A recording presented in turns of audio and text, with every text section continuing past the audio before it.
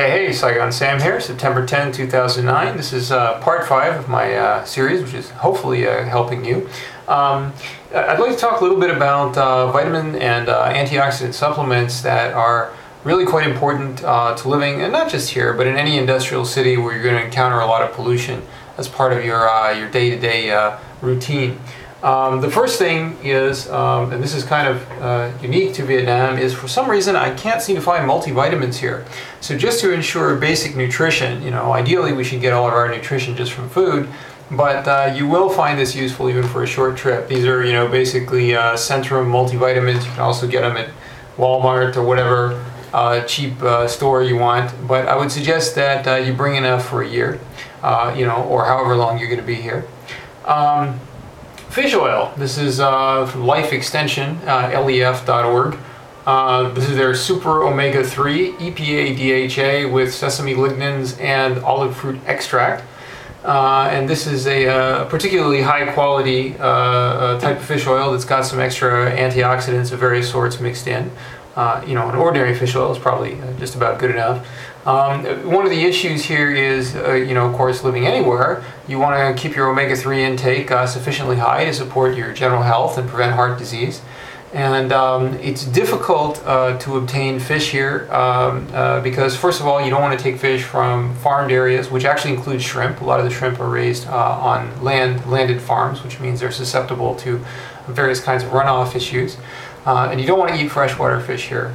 The dioxin, quite frankly, that was dropped with Agent Orange by the Americans during the war is still in the soil in actually relatively few parts of the country. It's not a significant issue outside of certain locales, but in those locales it is a significant issue, and it does over time leach into the freshwater supply here and there.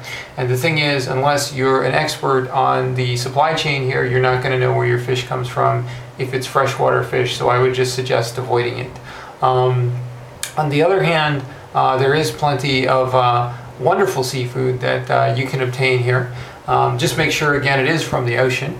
As I said, shrimp actually for the most part is not, but there are definitely other foods, lobster for example, squid that you can get from the ocean.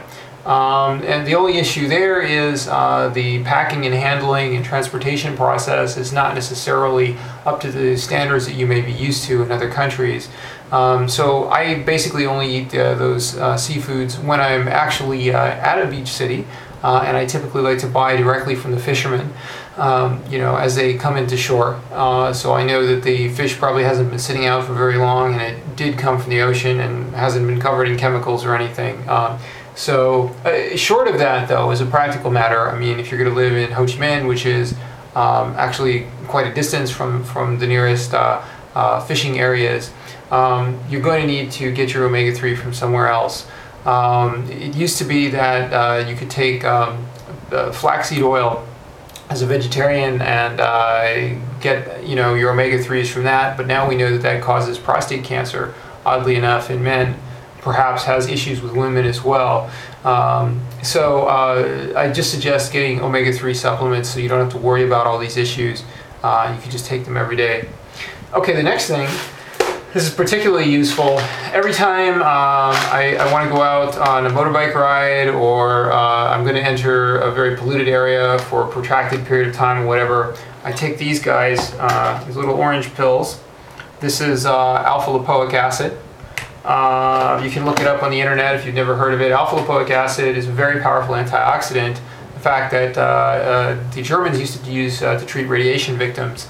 It's basically time release, so it lasts about 2 hours, maybe a few hours more in your bloodstream, and it will bind with heavy metals, and it will bind with various free radicals that you get from inhaling pollution. And it's not perfect, and I don't want to sound like if you take these pills everything's going to be magically fine, but you will minimize the impact of some of the environmental stresses you're going to encounter here. The other thing, this is you can hardly see this, but this is a nice tub of vitamin D, little 400 IU vitamin D.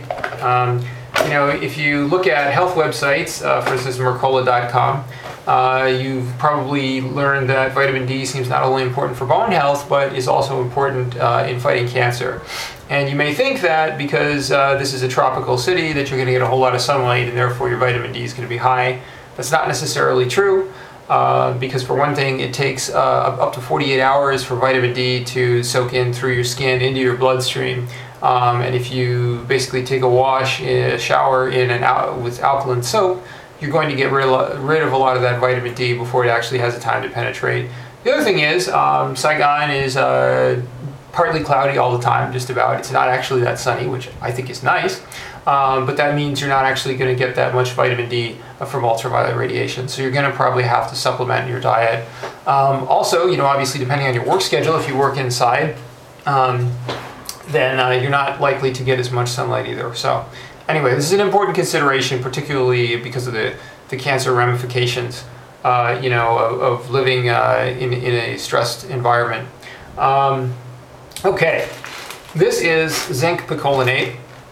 I got this at GNC, but you can get it at whatever health food store you want or on the internet. Little pills you can see there. This is 22 milligrams, 147% RDA. Zinc is really a very important nutrient. You can look on the internet and see what it does. It's involved in the immune system, the skin, nervous system.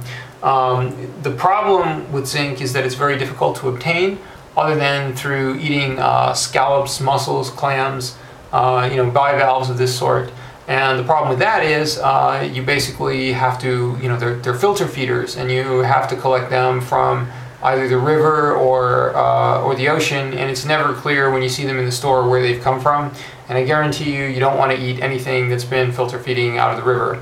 So you're going to have to get your zinc from somewhere. It's not in a lot of other foods in particularly high concentration. I recommend that you take a supplement. Just watch your dosage, because it is possible to overdose, which is pretty toxic. And that, by the way, is the same with virtually any nutrient, particularly iron in the multivitamins and also vitamin D. Finally, and most importantly, I think, I have here some 99% pure resveratrol from revgenetics.com.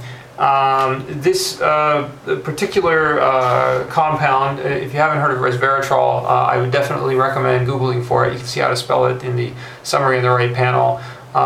Basically, among a myriad of other potential benefits involving insulin resistance, maybe even lifespan, heart disease, cancer suppression, this is also a very powerful antioxidant, and the net effect is you're probably much better off taking this stuff, especially in light of the environmental stresses you're going to encounter.